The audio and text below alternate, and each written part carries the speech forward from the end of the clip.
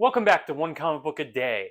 Today we are covering Superman number 21, Part 2, The Four Gang Leaders, which is a comic that has a mystery that is unfair to solve because really the solution is it's the guy that shouldn't be here and I have no idea who he is, but he just kind of exists, so it has to be that dude? You'll understand in a second. So the four gang leaders sounds like an escalation of the three kingpins of crime. Remember that story? It had actually one kingpin of crime and two lackeys. They all weren't kingpins. The four gang leaders seem to actually be four gang leaders who like to hang out with each other. I don't know. They're walking down the street with each other, and no one's crossing their path until Lois and Clark end up walking towards them, and Lois gets in their face and decides to stand up to them. This seems to be part of Lois's grander plan of trying to get Clark killed, so tensions keep rising until the building next to them explodes, killing one of the four gang leaders. The four gang leaders have names, but they're all basically the same character. It doesn't really matter.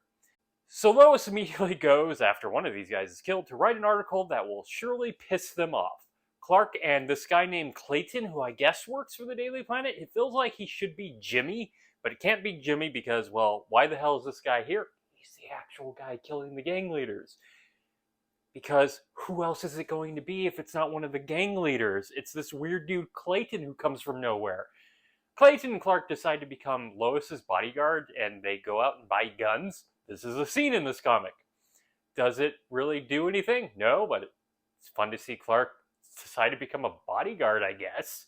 Lois gets kidnapped by one of the gang leaders. Another gang leader gets killed when Superman confronts him. Yeah, he becomes Superman, right? Blue costume, red cape. This leaves only two gang leaders left, and they think they're trying to kill each other. But it turns out neither one seems to understand what's happening, especially when things explode again, not killing them. And it turns out, yeah, Clayton's trying to kill them for reasons. I know I say for reasons a lot, but I've reread this comic a few times, and I do not understand who Clayton is and why he's trying to kill these guys. I guess to take over their illegal syndicates. But how is one dude with no other guys working with him going to take over this criminal syndicate of four different guys?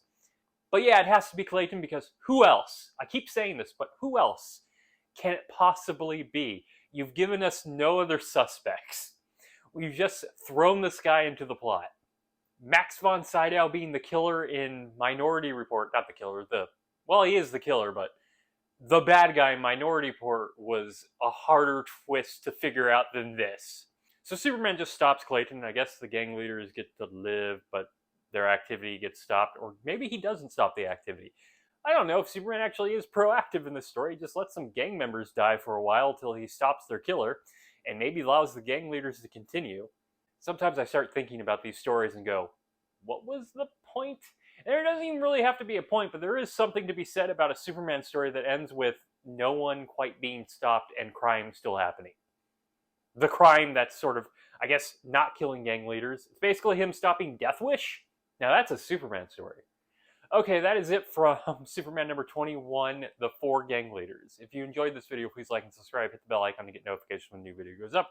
I do this Monday through Friday, but Fridays is Bat Friday, where I cover a Batman story in either Detective Comics or Batman. Until next time, let us ponder the question, whatever did happen to the Man of Tomorrow, and who the hell is Clayton? Okay, have a great day.